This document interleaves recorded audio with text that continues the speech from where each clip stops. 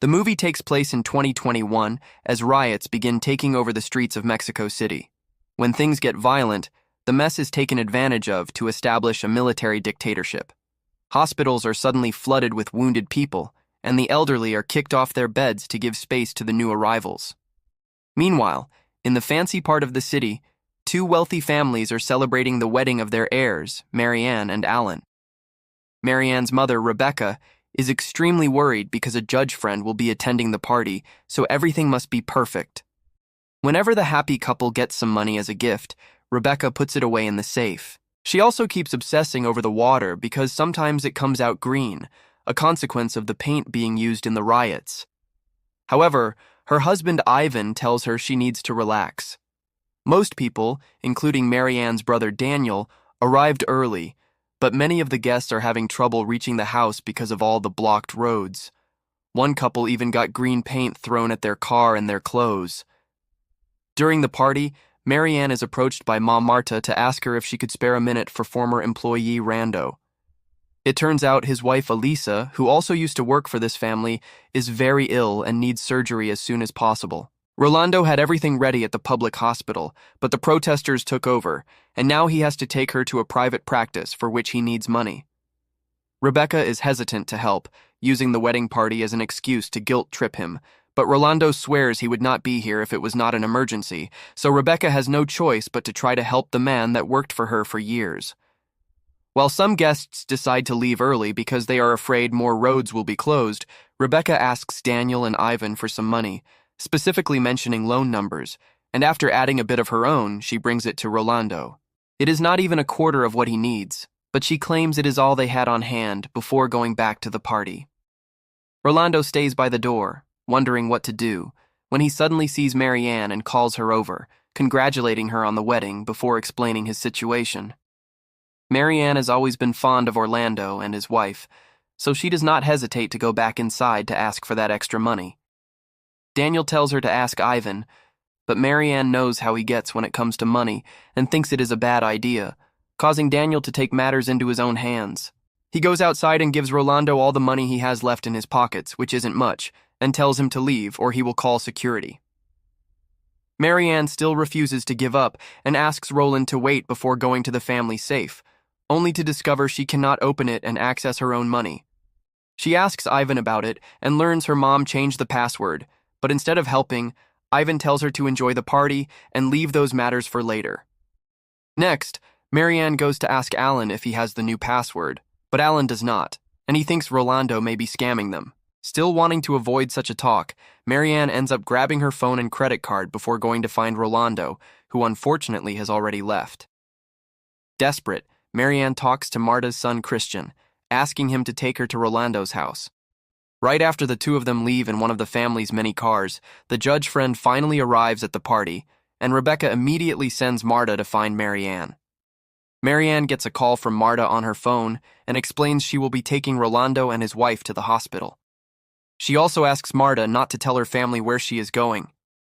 After hanging up, Marianne begins looking for a new road to take because the usual one is blocked by cops that will not allow them to pass, even if it is an emergency. Meanwhile, back at the party, a group of protesters breaks into the house with the help of the servants. Daniel tries to offer them his watch, promising more if they all stay peaceful, but the protesters do not care and begin shooting people, including Ivan. Rebecca is held at gunpoint in order to make her open the safe. One of the maids takes the chance to steal a bunch of stuff as well, and while most of the guests are being beaten up, Marta hides in a closet to call Christian and warn him not to come back to the house. Unfortunately, before she can explain more, one of the protesters finds her and hits her too.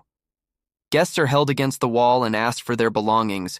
Some of them are even asked to transfer money using their phones. If anyone even hesitates to collaborate, they get shot, and sometimes they get shot even after giving them what they want, like it happens to Rebecca after opening the safe. A pregnant woman is shot as well with not even a second thought for the baby, and the entire house gets destroyed too.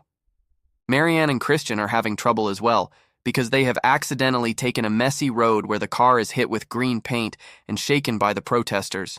Thus, they pull back to search for yet another way.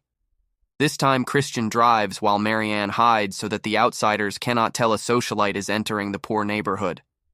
They make it safely to Rando's, although he is not very happy to see Christian has brought Marianne since it can equal trouble. Marianne visits Elisa and promises to take her to the hospital, but hours pass, and things on the streets just get worse.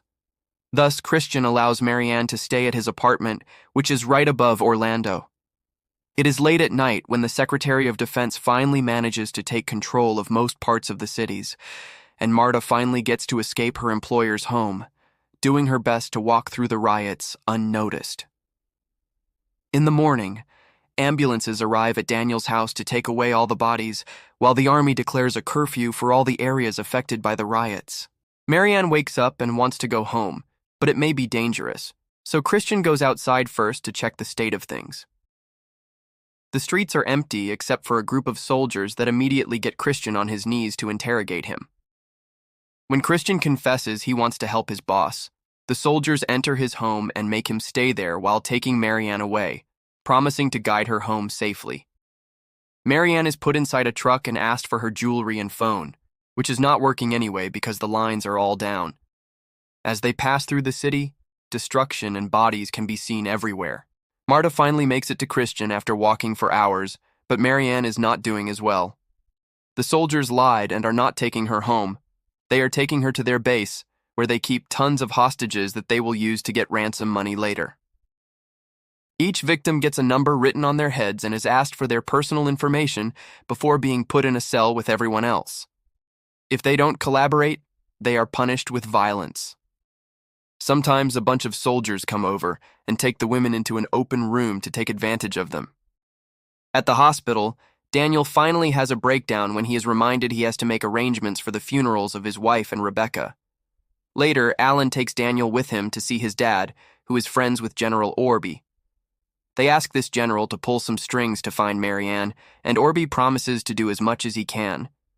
When the time for the funeral comes, not many people attend because most of their relatives and friends are dead. Almost a month later, while Rolando is doing his best to keep Elisa alive, it is announced on the streets that citizens will be allowed to leave their houses for hours per day. This should be a good chance to try to get in contact with the hospital, so Rolando leaves his wife with Marta and goes outside. Unfortunately, the citizens are only allowed to walk around a few blocks, and when Rando tries to go farther, he is stopped by the soldiers blocking the exits without getting any answers from them. Daniel and his family have the money to quickly fix the house and bring Ivan over from the hospital. He has survived the shot, but is in a very delicate condition and must stay in bed all day long. He is also assigned a nurse. Alan's mother begins to wonder how long they have to wait for Marianne to be found before they can move on, and to make matters worse, with her lack of sympathy, she sometimes orders the nurse around as if she was a maid. At the base, the soldiers are finally putting their plan into action by recording videos of the hostages asking their relatives to please pay for their rescue. These videos are later sent to the victims' families.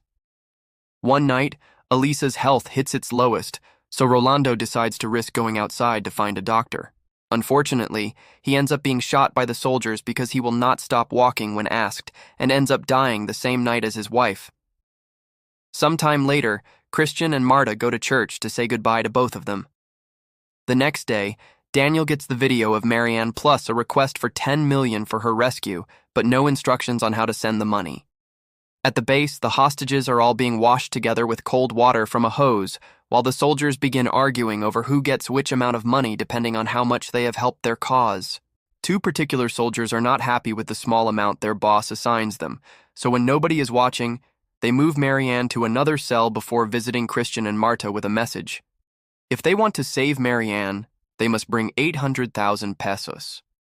Obviously, they do not have that kind of money, but work permits are finally being given to employees, meaning Christian and Marta should be able to return to their old jobs and steal from Daniel's family. Christian uses the 2 free hours a day to try and find out where to get these permits, while at the base, the hostage videos get worse. Now they include torture, too. Marianne's family gets another one of those recordings and takes it to Orby, who once again makes vague promises. Sometime later, Christian and Marta finally get their permit and begin working again. The process to leave the house is very strict. Soldiers put them in lines to check their permits and confirm they are not carrying weapons, Then they are assigned to specific buses and vans that will take them directly to work to avoid any chances of anyone walking away. Once they arrive at Mary Ann's house, Marta helps Alan's mom with the cleaning, while Christian speaks to Daniel in private to explain the situation. Daniel asks Ivan for his opinion, and Ivan gives him permission to send the money. Meanwhile, at the base, Mary Ann hears how a hostage is taken outside because his ransom got paid, but in the end, he just gets shot. In the evening, Christian and Marta manage to bring the money back to their home without being found by hiding it under their clothes, since the guards only check their bags. Moments later, the soldiers come to pick up the money, but they do not bring Mary Ann. Instead, they ask for $1 million to be picked up the following night, and now Daniel thinks they are part of the scam.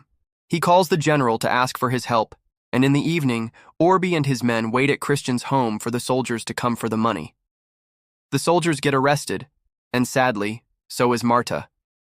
Now that Orby knows where these soldiers come from, he goes to the base to rescue Mary Ann.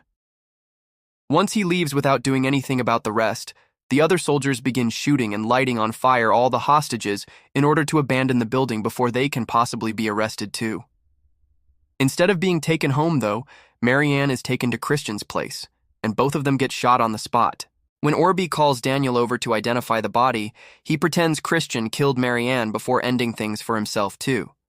Sometime later, all the citizens considered traitors, including Marta, are killed in a public ceremony, while Orby and Alan's father watch comfortably from their seats. Make sure to subscribe and turn on notifications so you can watch more videos like this. Thanks for watching.